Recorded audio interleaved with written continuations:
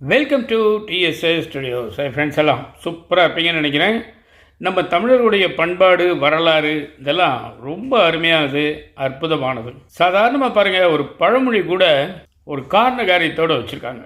அப்படி ஒரு பழமொழியை நம்ம இன்றைக்கி பார்க்கலாம். அதாவது விருந்தும் மருந்தும் 3 நாளைக்கு அப்படின்னு சொல்லுவாங்க. இதை நிறைய பேர் எப்படி தப்பாக புரிஞ்சுருக்காங்க அப்படின்னு சொன்னால், எங்கேயாவது ஒரு இடத்துல விருந்துக்கு போனால் 3 நாளைக்கு மேலே இருக்காதீங்க, அதுக்கப்புறம் அவங்க சரியாக கவனிக்க மாட்டாங்க அப்படிங்கிற மாதிரி ஒரு தப்பான அர்த்தத்தில் வச்சுருக்காங்க. ஆனால் அது அப்படி அல்ல. உண்மையிலேயே அது அப்படி அல்ல. வாரத்தில் 7 நாட்களை 3 விதமாக பிரிச்சுருக்காங்க. என்ன தெரியுங்களா? சூரிய நாட்கள், சந்திர நாட்கள், பொது நாள் அப்படின்னு 3ஆக பிரிச்சுருக்காங்க.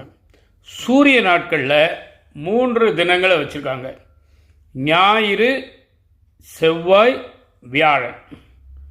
அதாவது ஒன்று விட்டு ஒரு நாள், ஞாயிறு, செவ்வாய், வியாழன். அந்த சந்திர தினங்களாக எதை வச்சுருக்காங்க அப்படின்னா திங்கள், புதன், வெள்ளி. மறுபடியும் பாருங்கள், ஒன்று விட்டு ஒரு நாள், திங்கள், புதன், வெள்ளி. பொது நாள்னு சொன்னது சனிக்கிழமை.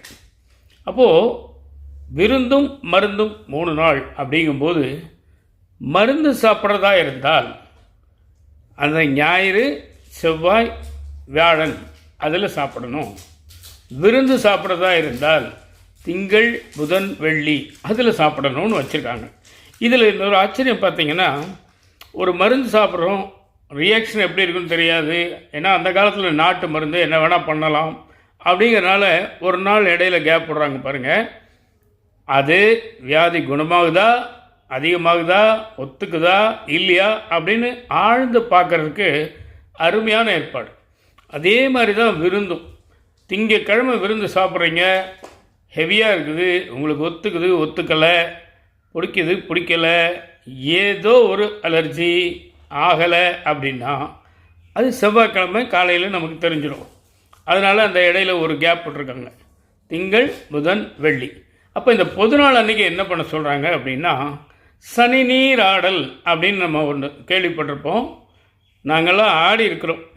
சின்ன பசங்களாக இருக்கும்போது வாரம் சனிக்கிழமை தலையிலிருந்து கால் வரைக்கும் நல்லெண்ணெயை லேசாக காய்ச்சி அதில் கொஞ்சம் பூண்டெல்லாம் போட்டு அந்த பூண்டையும் உரித்து சாப்பிட்டு அந்த எண்ணெயும் தடவி கொஞ்சம் நேரம் ஊற வச்சு நல்ல சீக்காய் போட்டு தேய்ச்சி குளிச்சுடுவோம்.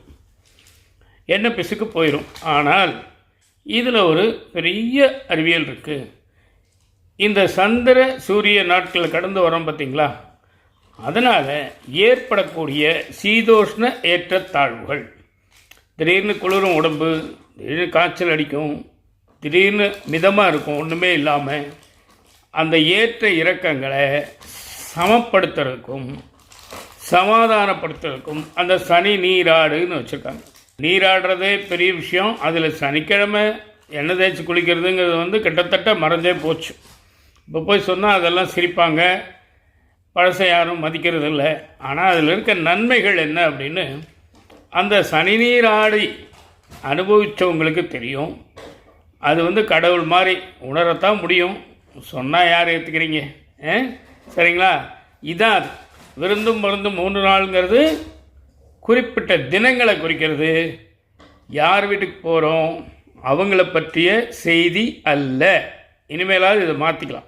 சரிங்களா? இதான் இன்றைக்கி விஷயம். நிச்சயமாக இந்த விஷயம் உங்களுக்கு பிடிச்சிருக்கும்னு நம்புகிறேன். உங்கள் கருத்துக்களை எதிர்பார்க்குறேன். மீண்டும் அடுத்த எபிசோடில் சந்திப்போமா? அதுவரை உங்களிடம் விடைபெறுவது உங்கள் அன்பன் டி. சண்முக சுந்தரம், போத்தனூர், கோயம்புத்தூர். நன்றி, வணக்கம்.